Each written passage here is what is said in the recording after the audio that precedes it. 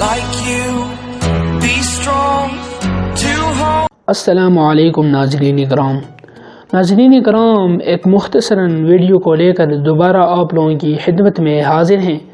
ناظرین کرام، آج کا ہمارا ٹاپک ایک ڈراؤنی سفر کے بارے میں ہے، تو چلیے دوستو بنا وقت ضائع کے ویڈیو کو شروع کرتے ہیں۔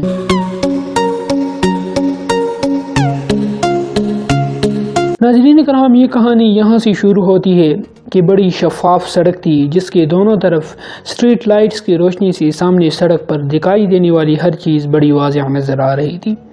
یہ رات کے تقریباً 10 بجے کا وقت ہوگا کہ ایک نیلی رنگ کا نیا کار جس میں اس وقت 7 افراد، جن میں 2 لیڈیز، ایک مرد، 3 بچے اور ایک بچی شامل تھی، ویگن سڑک پر 50 کلومیٹر فی گھنٹہ کی رفتار سے فراٹے برتی مشرق کی جانب بڑھتی جا رہی تھی۔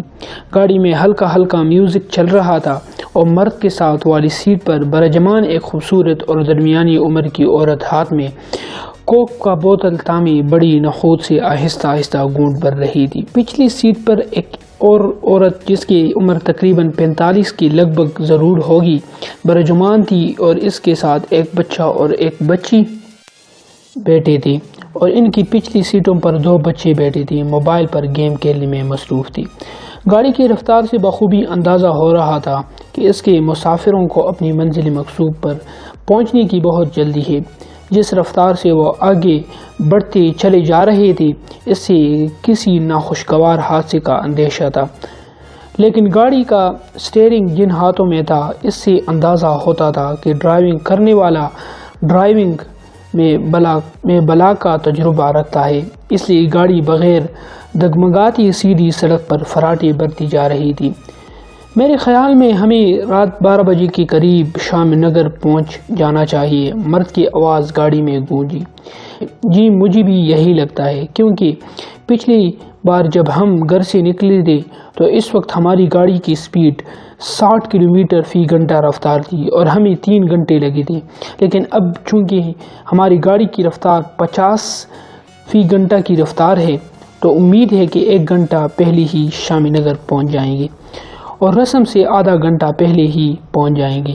ساتھ بیٹھی اس خوبصورت عورت نے کوک سپپ کرتی ہوئی جواباً کہا، لیکن بھائی جان میں آپ سے یہی کہوں گی کہ آپ گاڑی کو زیادہ تیز نہ چلائیں، کیونکہ مجھے ڈر لگ رہا ہے۔ پیچھے بیٹھی دوسری عورت نے لقمہ دیا، وہ چہرے سے حقیقت میں ڈرپوک ہی لگ رہی تھی۔ اس کی بات سن کر سامنے بیٹھے دونوں مرد اور عورت زور سے ہنس دی اور اس کے بزدلی اور خوف سے محفوظ ہو رہی تھی۔ ثنا، تم تو ایسے گھبرا رہی ہو جیسے میں پہلی بار اتنی سپیڈ سے ڈرائیو کر رہا ہوں۔ آپ میرے ساتھ بہت کم سفر کرتی ہو، اس لیے مجھے اتنی سپیڈ سے گاڑی چلاتے دیکھ کر گھبرا رہی ہو، بر نے سامنے دیکھتے ہوئے کہا۔ اس سے پہلے کہ پیچھے سے کوئی جواباً موصول ہوتا، اس نے اچانک زور سے بریک لگا دی اور گاڑی الٹے بچی۔ اف میرے خدایا، یہ کیا چیز ہے جو اچانک سڑک کی دائیں طرف سے لڑکتی ہوئی ان کی گاڑی کے سامنے ایک فٹ بال کی مانند اچھلتی اور سڑک کی دوسری جانب چلی گئی۔ اگر وہ بر وقت بریک نہ دباتا تو شاید وہ عجیب چیز ان کے ونڈ سکرین سے ٹکرا جاتی۔ اچانک بریک لگنے اور گاڑی کے ڈگمگاتے ہی ساتھ والی عورت اور پیچھے کے تمام افراد خوفزدہ ہو کر چیختے چلاتے چلے گئے، اور خود مرد کی حالت بھی بہت خراب ہو گئی، کیونکہ وہ بھی اس اچانک افتاد سے گھبرا گیا تھا۔ اگر وہ ڈرائیونگ میں مہارت نہ رکھتا ہوتا تو اس وقت وہ سڑک کے کنارے زخمی حالت میں پڑی ایمبولینس کا انتظار کر رہے ہوتے، لیکن اس وقت اس کی مہارت نے اس سمیت اس کے فیملی کے تمام افراد کو محفوظ رکھا تھا۔ گاڑی ایک جانب کھڑی کر کے اور تمام افراد کی خیرت دریافت کر کے وہ اپنی سائیڈ کا دروازہ کھول کر باہر نکلا۔ اس کے فیملی نے ایسا کرنے سے روکا، لیکن وہ انسانی تجسس کے ہاتھ مجبور ہو کر باہر نکل چکا تھا۔ اس کا رخ اس جانب تھا جس طرف وہ عجیب چیز لڑکتی ہوئی گئی تھی۔ اس کے گھر کی دیگر افراد گاڑی میں بیٹھی آنکھیں پاڑ سے اسے دیکھ رہے تھے۔ دوسرے لمحے وہ مرد بڑی تیزی سے بھاگتا ہوا گاڑی کی جانب ہی لپکا۔ اس کے چہرے سے یوں لگ رہا تھا جیسے کسی نے سرنج سے اس کے چہرے کا تمام خون کھینچ نکال دیا ہو۔ آنکھیں پٹی اسٹریٹ لائٹس کے روشنی میں گاڑی کے اندر سے ہی صاف دکھائی دے رہی تھی۔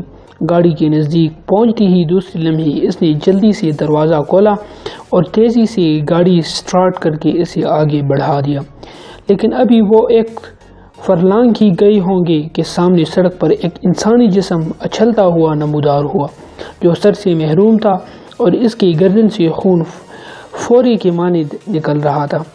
اسے اس طرح اچھلتے دیکھ کر تاری قبیلے کی یاد تازہ ہو گئی، جب وہ لوگوں پر ظلم ڈھانے کے نئے طریقے ڈھونڈتے رہتے تھے۔ بہرحال اس طرح کے ہزاروں قصے ہماری تاریخی کتابوں میں ملیں گے، جنہیں پڑھ کر اندازہ ہوتا ہے کہ اس دنیا میں ایک سے بڑھ کر ایک ظالم اور خونخوار انسان پیدا ہونے کے بعد دوبارہ مٹی میں مل گئے۔ اس وقت جو صورتحال اس کے سامنے تھی وہ بھی ایک خوفزدہ کر دینے والی حقیقت تھی، جسے دیکھ کر اچھا بھلا انسان بھی خوف سے چیخنے لگتا ہے۔ رات کا وقت تھا اور شام نگر کی طرف جانے والی اس سڑک پر اتنا رش نہ ہوتا تھا، کیونکہ اس علاقے میں زیادہ تر لوگوں کے پاس اپنی سواری نہیں تھی۔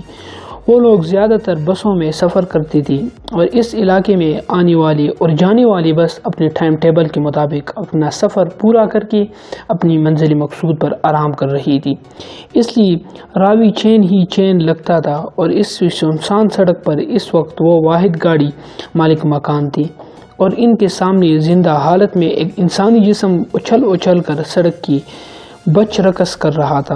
یہ ایک اور مصیبت دیکھ کر گاڑی کے اندر بیٹھے لوگ خوف سے چیخنے لگے، لیکن مرد نے اس کی چیخنے کی پرواہ کی بغیر جلدی سے گاڑی کو اس جسم کے نزدیک پہنچ کر ایک سائڈ سے نکالنے کی کوشش کی، اور دوسری لمحے ایک عجیب و غریب واقعہ رونما ہو گیا۔ اگر ایک لمحے کی بھی دیر ہو جاتی تو شاید وہ دائیں طرف سے نمودار ہونے والی اس انسان سے ٹکرا جاتا جو اچانک اچھل کر سڑک پر آ گیا تھا۔ اس کے چہرے پر خرگوش کی شکل کا ایک ماسک چڑھا ہوا تھا، اس کے ہاتھ میں لمبے دستے والی ایک کلہاڑی تھی۔ اب ساری گیم ان سب کی سمجھ میں آ گئی تھی، اس اچھلتے جسم کا قاتل یہی ماسک پہنے شخص تھا۔ وہ بے گناہ کون تھا؟ اس شخص نے اسے کیوں قتل کیا؟ رات کے اس وقت وہ بے گناہ شخص یہاں سڑک کے دوسری طرف کیا کر رہا ہے؟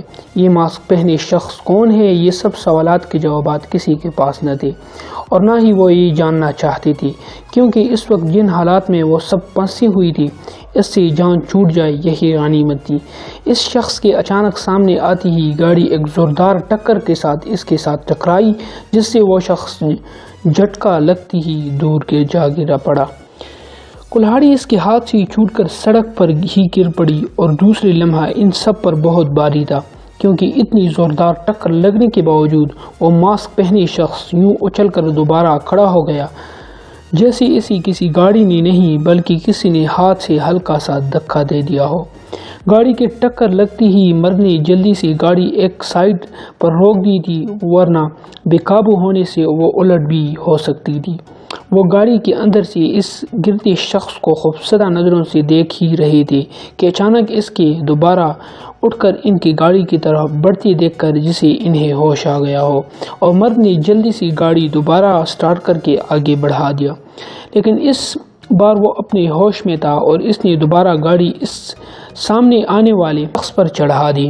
گاڑی ایک بار پھر اس کے جسم سے ٹکرائی، لیکن اس بار انہوں نے اس کا انجام دیکھنے کی بجائے گاڑی بڑی تیزی سے آگے بڑھا دی۔ بیک میرر میں انہیں وہ شخص سڑک پر لیٹا دکھائی دیا، یوں لگتا جیسے اس بار اسے زیادہ چوٹ لگی تھی، شاید اس لیے وہ دوبارہ اٹھتا دکھائی نہیں دیا۔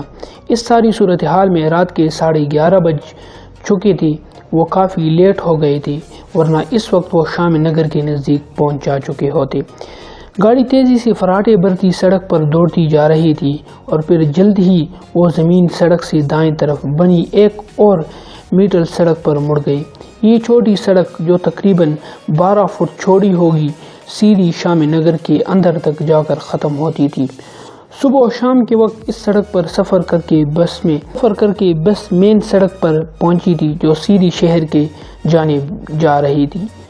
اس وقت گاڑی میں جو ڈرائیونگ سیٹ پر برجمان مرد تھا، اس کا نام منظور احمد تھا، جس کا شہر میں ایک برتن بنانے والا چھوٹا سا کارخانہ تھا، جس میں 25 تا 30 افراد ملازم تھے۔ اس کے ساتھ اس کے فیملی کے افراد کے ساتھ ساتھ اس کی بہن بھی اس وقت گاڑی میں موجود تھی۔ وہ لوگ چونکہ پہلے شام نگر میں ہی رہتے تھے، لیکن تعلیم حاصل کرنے کے لیے بعد منظور احمد شہر میں ہی اپنا ایک بزنس اسٹیبلش کر چکا تھا، لیکن آسودہ زندگی گزارنے کے باوجود وہ اپنے علاقے کے لوگوں سے ملنے جلنے کا کوئی موقع ہاتھ سے نہیں گنواتا تھا۔ اس بار بھی جب اسے شامی نگر سے ایک دوست کے بیٹی کی شادی کا دعوت نامہ موصول ہوا تو وہ اپنے تمام مصروفیات بالائے طاق رکھ کر شادی میں شریک ہونے کے لیے نکل پڑا تھا۔ دن بھر کام کاج نپٹا کر انہوں نے رات کو سفر کرنا زیادہ مناسب سمجھا تاکہ موسم بھی ٹھیک ہوگا اور وہ سکون سے شامی نگر پہنچ جائیں گی۔ لیکن اس وقت جن حالات سے ان کا سامنا ہو چکا تھا اس سے وہ بہت خوفزدہ ہو گئی تھی اور جلد از جلد شامی نگر پہنچ جانا چاہتی تھی۔ بڑوں کو فکر مند اور گھبراہٹ میں دیکھ کر بچی بھی خوفزدہ نظروں سے گاڑی کے باہر جھانکنے کی کوشش میں لگی ہوئی تھی۔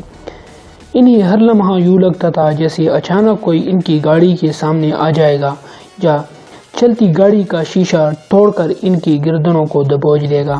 اس خوف کی کیفیت میں وہ سفر کرنے پر مجبور تھی۔ یہ چھوٹی سڑک تقریباً 40 کلومیٹر طویل تھی اور ابھی انہیں مزید سفر کرنا تھا۔ سڑک کے دونوں طرف گھنے درخت تھے جن کی دوسری طرف کچھ نظر نہیں آ رہا تھا اور ہر گزرتا لمحہ اس پر یہ خوف طاری کر رہا تھا جیسے اچانک درختوں کے اندر سے کوئی اور بلا اچھل کر ان کے سامنے نمودار ہو جائے گا۔ گاڑی میں ہر کوئی خاموش تھا اور خوفزدہ نظروں سے باہر دیکھ رہا تھا۔ پیچھے بیٹھی عورت منہ ہی منہ میں کچھ پڑھنے میں مصروف بھی، غالباً وہ دعائیں وغیرہ پڑھنے میں مصروف تھی، اور پھر ان کا خوف ان سب پر غالب آ گیا۔ ایک پن مانس کے شخص اور جسامت میں جس کے تمام جسم پر سیاہ گھنے بال تھے گاڑی کی روشنی میں سڑک پر نہل رہا تھا۔ اس کے ٹہلنے کا اندازہ یوں تھا جیسے کوئی اپنے گھر کے باغیچے میں چہل قدمی کر رہا ہو۔ اس کا فاصلہ بمشکل 50-60 فٹ کا ہوگا، لیکن گاڑی کی روشنی میں اس کے خد و خال صاف دکھائی دے رہے تھے۔ ان کی سمجھ میں نہیں آ رہا تھا کہ سڑک چھوٹی ہونے کی وجہ سے وہ کیا کریں۔ ظاہر ہے دونوں طرف گھنے درخت تھے اور یہ بلا بھی شاید ان ہی درختوں کے اندر کہیں رہتی ہوگی جو اس وقت ان کے سامنے موجود تھی۔ اسے سامنے دیکھ کر ان سب کے خوف سے چیخنے نکل گئی۔ خود منظور احمد بھی گھبرا گیا تھا۔ وہ چونکہ اس علاقے میں رہ چکا تھا لیکن اس طرح کی بیانق واقعات نے اسے پہلے نہیں دیکھی تھی۔ ہو سکتا ہے شامی نگر کی باسیوں سے شاید ایسی چیزوں کا واسطہ پڑ چکا ہو، لیکن وہ شامی نگر پہنچتے تو انہیں معلوم ہوتا۔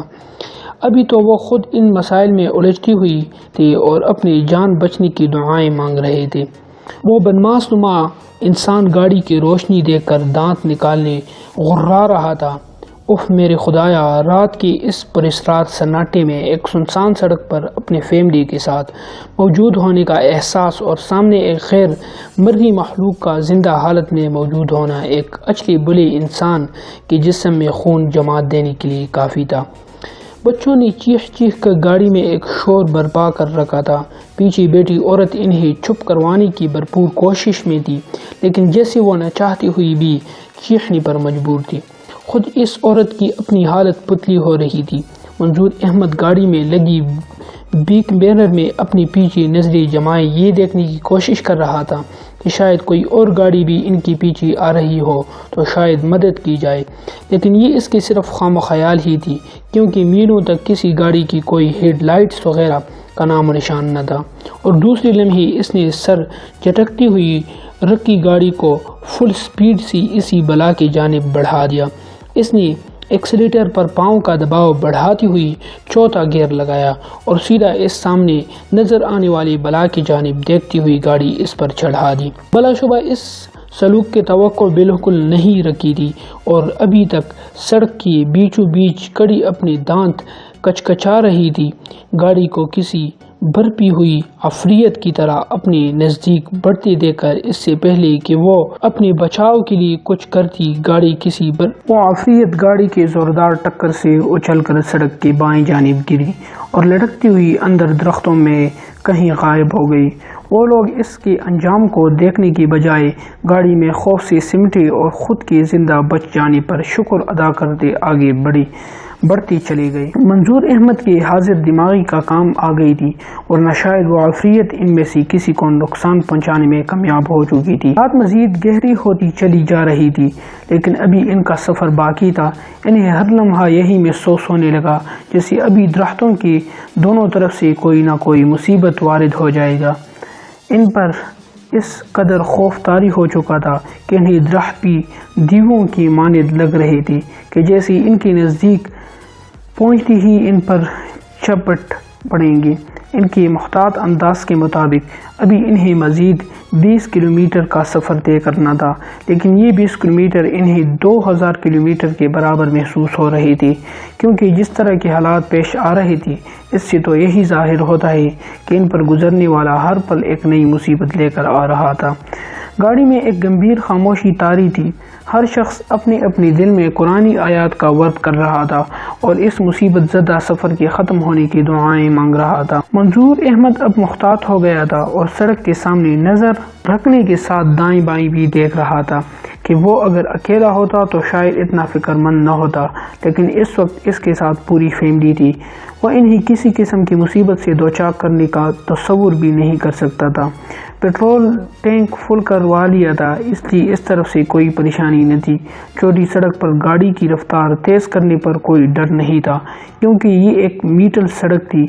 دوسرا، رات کے وقت دور دور تک کسی اور گاڑی کا نام و نشان نہیں تھا، اس لیے وہ آگے بڑھتے جا رہے تھے۔ ابھی انہوں نے 6-7 کلومیٹر تک فاصلہ مزید طے کیا ہوگا کہ اچانک ان کی گاڑی کی بریکیں چیختی ہوئی سڑک پر رکتے رکتے بھی 25-30 فٹ تک گھسیٹتی ہوئی چلی گئی۔ اچانک بریک لگانے سے سڑک پر ٹائروں کے نشان پڑ گئے اور ربڑ کے جلنے کی بدبو گاڑی کے آس پاس پھیل گئی۔ منظور احمد آنکھیں پاڑے غور سے بیک مرر میں دیکھ رہا تھا کہ گاڑی کی تقریباً 20 فٹ کے فاصلے پر ایک شخص پڑا دکھائی دیا۔ اس کا سفید لباس خون میں لت پت تھا۔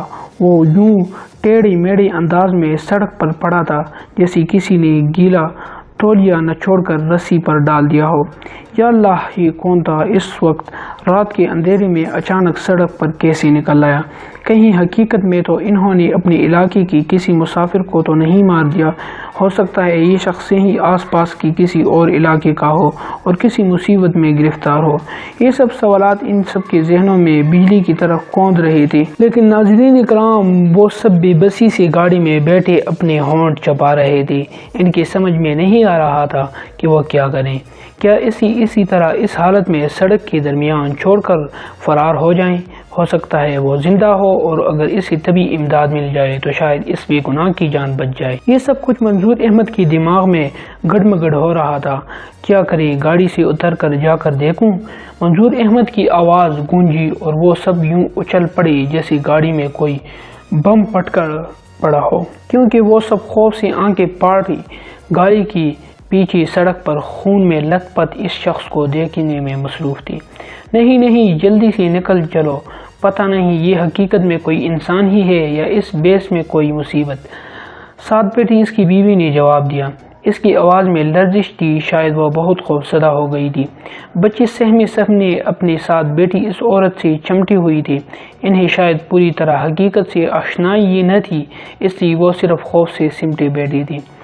منظور احمد نے کچھ دیر تک سوچا، پھر سر ہلاتے ہوئی تیزی سے گاڑی آگے بڑھا دی۔ وہ کوئی اور رسک نہیں لینا چاہتا تھا، لیکن اسے اتنا اندازہ ہو گیا تھا کہ رات کو اس وقت اس سنسان سڑک پر ان عجیب و غریب حالات میں ایک پیدل شخص زندہ کیسے بچ سکتا ہے۔ اس لیے ہو نہ ہو یہ کوئی اور افتاد ہو سکتی تھی، اس لیے اس نے اپنی بیوی کے مشورے پر عمل کرتی ہوئی گاڑی آگے بڑھا دی تھی۔ ابھی مزید 10 کلومیٹر تک کا فاصلہ طے کرنا باقی تھا۔ وہ سب دل ہی دل میں خیر خیریت سے شامی نگر پہنچنے کی دعائیں کر رہی تھی۔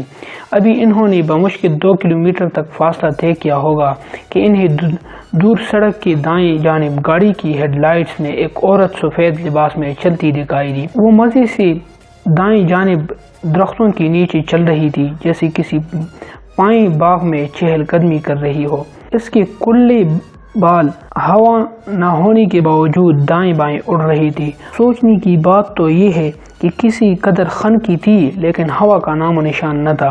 پھر اس کے بال ہوا میں کیسے اڑ رہے تھے؟ جیسے جیسے وہ اس کے نزدیک پہنچ رہی تھی، اس کے خد و خال واضح ہوتی جا رہی تھی۔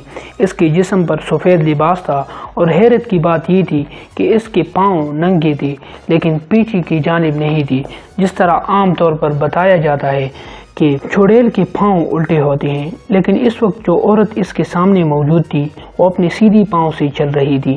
ہو سکتا ہے یہ ماڈرن بلا ہو۔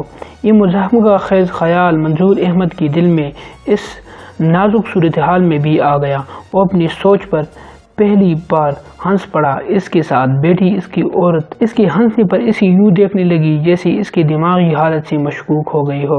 اسے کچھ شک ہونے لگا۔ ان پے در پے نامناسب حالات کا اثر کہیں اس کے شوہر کے دماغ پر نہ ہو گیا ہو۔ لیکن دوسرے لمحے اسے اپنا یہ خیال بدلنا پڑا، کیونکہ منظور احمد نے ان سب کو اس لڑکی کی جانب اشارہ کر کے اصل بات بتا دی جس پر اسے ہنسی آئی تھی۔ اب وہ سب بھی دور نظر آنے والی اس لڑکی کی جانب ہی دیکھ رہے تھے۔ منظور احمد نے اس لڑکی سے فاصلہ رکھتے ہوئے گاڑی کی رفتار کم کر دی، پھر بھی آہستہ آہستہ گاڑی اور اس لڑکی کے درمیان کا فاصلہ کم ہوتا جا رہا تھا۔ سمجھ سے بالاتر تھا کہ آیا وہ لڑکی کھڑی تھی یا چل رہی تھی، کیونکہ گاڑی اس کے نزدیک ہو رہی تھی اور وہ لڑکی چلتی نظر آنے کے باوجود آگے کیوں نہیں چل جا رہی تھی۔ جب ان کی اور لڑکی کے درمیان فاصلہ تقریباً 15 فٹ کے قریب رہ گیا تو لڑکی نے اچانک اپنا چہرہ گاڑی کی طرف گھما دیا۔ اف خدایا، اس لڑکی کی آنکھیں بے نور تھی۔ اس کی آنکھوں کی سیاہ پتلیوں کی جگہ سفید آنکھیں انہیں یوں گور رہی تھی جیسے وہ ان سب کو گاڑی میں بیٹھی ہوئی ہونے کے باوجود بہت اچھی طرح دیکھ رہی ہو۔ اس کے بال ہوا میں زیادہ اڑنے لگے اور پھر اس نے اپنے دونوں ہاتھوں کو یوں اوپر اٹھا لیا جیسے تصور میں کسی کی گردن دبوچ رہی ہو۔ اس کے ہاتھوں کی انگلیوں کے لمبے ناخن 6 انچ کے تو ضرور ہوں گے اور 1 انچ کے قریب مڑی ہوئی ہوں گی اور یوں اوپر اٹھتی ہوئی تھی جیسے وہ ابھی اچھل کر ان میں سے کسی کی گردن دبوچ لے گی۔ وہ سب جو بڑی متجسس نظروں سے اسے دیکھنے میں مصروف تھی، یوں اچانک پلٹ کر اس کے چہرے کو دیکھنا تو اس کے سب کے منہ سے خوف کی ماری چیخیں نکل گئی اور منظور احمد خود بہت خوفزدہ ہو گیا تھا اور سٹیئرنگ اس کے ہاتھ سے چونٹتا بچا، ورنہ گاڑی دائیں طرف درختوں سے ٹکرا جاتی۔ اس نے گاڑی کو کنٹرول کرتے ہوئے اور اپنے ہوش پر قابو پاتے ہوئے جلدی سے گیئر بدلا اور گاڑی کی رفتار بڑھاتی ہوئی اس لڑکی سے ٹکرانے کے باوجود آگے بڑھا دیا۔ وہ یہاں زیادہ دیر تک نہ روکے۔ لڑکی کی شاید اس صورتحال کے لیے تیار نہیں تھی اور اچھل کر ایک جانب جھکی اور دوسری لمحے گاڑی شائیں کی آواز سے اس کے نزدیک سے نکل گئی اور انہیں نے جب بیک میرر میں دیکھا تو وہ انہی کی طرف دیکھ کر غصے سے تلملا رہی تھی۔ ظاہر ہے اپنے شکار کو یوں ہاتھ سے نکل کر دیکھ کر شکاری کب چین سے بیٹھتا ہے اور پھر چند ہی لمحوں میں وہ اس سے کافی دور نکل آئے۔ منظور احمد نے گاڑی کی رفتار مزید بڑھا دی اور پھر کچھ منٹوں کے بعد انہیں شامی نگر کے مکانات نظر آنے لگے۔ یہ دیکھ کر ان سب کے سینوں سے یوں ہوا خارج ہوئی جیسے کسی غبار کے منہ سے اچانک داغا کھولنے کے بعد ہوتی ہے۔ چھوٹی سڑک سیدھی شامی نگر کے اندر تک جاتی تھی، اس لیے انہیں پریشانی نہیں تھی اور پھر کچھ ہی دیر میں وہ سڑک سے اتر کر اس گلی میں داخل ہو گئے جہاں شادی والے گھر میں ان کا بڑی بے چینی سے انتظار ہو رہا تھا۔ اگر قسمت ان کا ساتھ نہ دیتی تو شاید اس وقت وہ سب خوش کی گیتیوں کے باوجود ایک صف ماتم پچھوانے کا سبب بنتے ہوتے۔ کسی نے سچ کہا ہے کہ جسے اللہ رکھے اسے کون چکے۔ تو دوستو، آج کی ویڈیو بس یہی تک تھی۔ امید ہے آپ کو یہ ویڈیو پسند آئی ہوگی۔ دوستو، اگر ویڈیو پسند آئے تو ویڈیو کو تو ضرور لائک کرنا پڑے گا اور ساتھ ہی ساتھ چینل کو بھی سبسکرائب کر دیں۔ ملتے ہیں ایک نئی ویڈیو کے ساتھ، تب تک کے لیے خدا حافظ۔